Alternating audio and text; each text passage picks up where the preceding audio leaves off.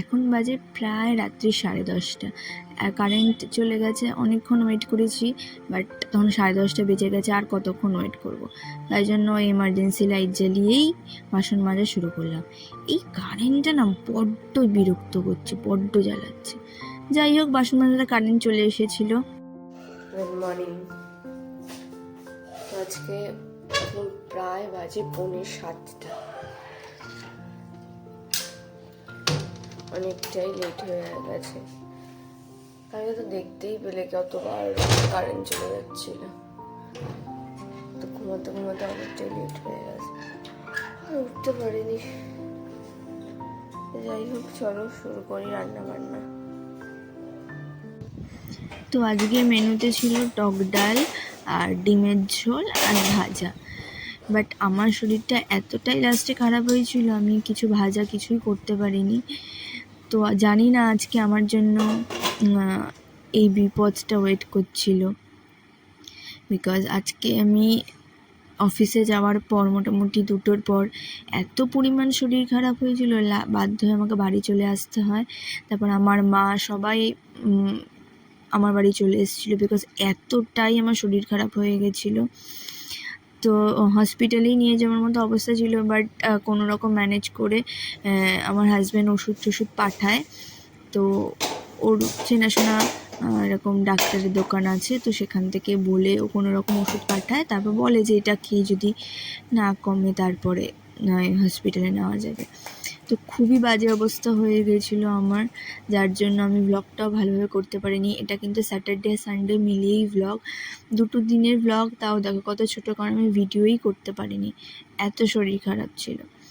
তো যাই হোক, এখানে রান্নাবান্না করছিলাম, তখনও ঠিকঠাক ছিল, একটু একটু শরীর খারাপ লাগছিল, খুব অস্বস্তি লাগছিল, বাট অতটাও নয়। আমি কোনো রকম রান্নাবান্না করে অফিসেও গেছি। অফিসে গিয়ে আমি লাঞ্চও করেছি। লাঞ্চ টাঞ্চ করার পর আমার যে কপালে এই দুর্গতি ছিল, সে কী করে আর জানবো। মানুষের কখন কী থেকে কী হতে পারে কেউই বলতে পারে না।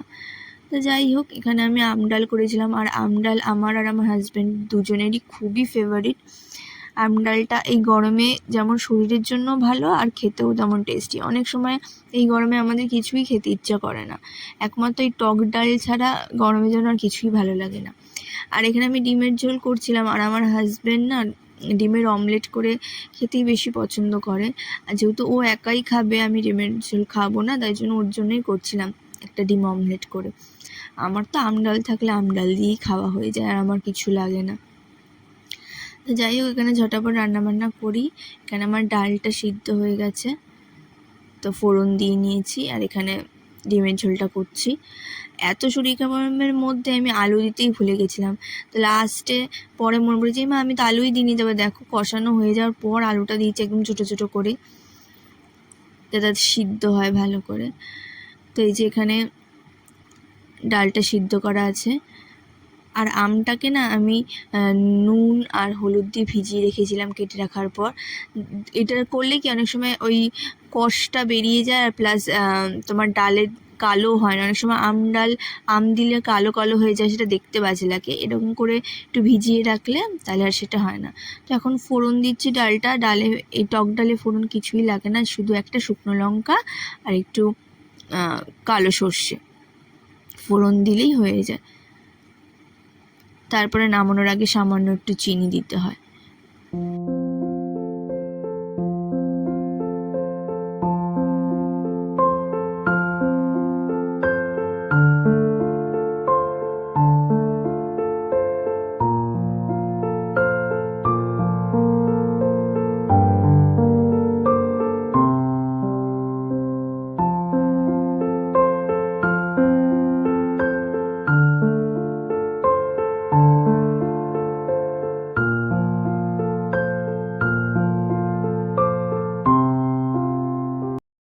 তো ওদিকে ডালটা হয়ে গেছে, এদিকে ভাত বসিয়ে দিয়েছি, আর ঝোলটা ফুটে গেলে আমি ডিমটা দিয়ে ঢেকে দেবো।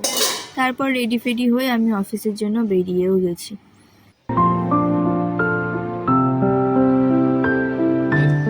তারপরে তো বললাম আর ব্লগ করা হয়নি, এতটাই শরীর খারাপ ছিল। আর দেখো আমার চোখ মুখের অবস্থা খুবই খারাপ, এটা নেক্সট দিনের।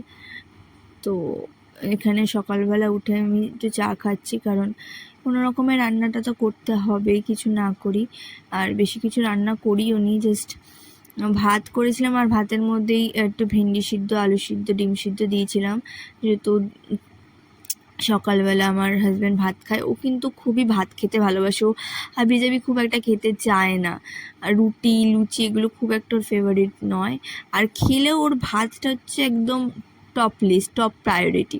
ভাত ছাড়াও একদমই থাকতে পারে না, যেমন মাছে ভাতে বাঙালি বলে না, ও পুরো সেই ক্যাটাগরি। যাই হোক, এটা ওর জন্যই করছিলাম। ও সকালবেলা ব্রেকফাস্ট খাবে। অফিসে গেলে তো সকাল সকাল ভাত খাওয়াটা হয় না। আমরা কিন্তু বাঙালিরা ছোটোবেলা থেকেই এই ব্রেকফাস্টে বলো ভাত খেয়েই অভ্যস্ত, একটু সিদ্ধ ভাত, একটু ঘি ভাত। তো বাড়িতে থাকলে সানডের দিন বিশেষত গরমকালে ও ভাতটাই খায়, ডিম সিদ্ধ, আলু সিদ্ধ এইসব দিয়ে।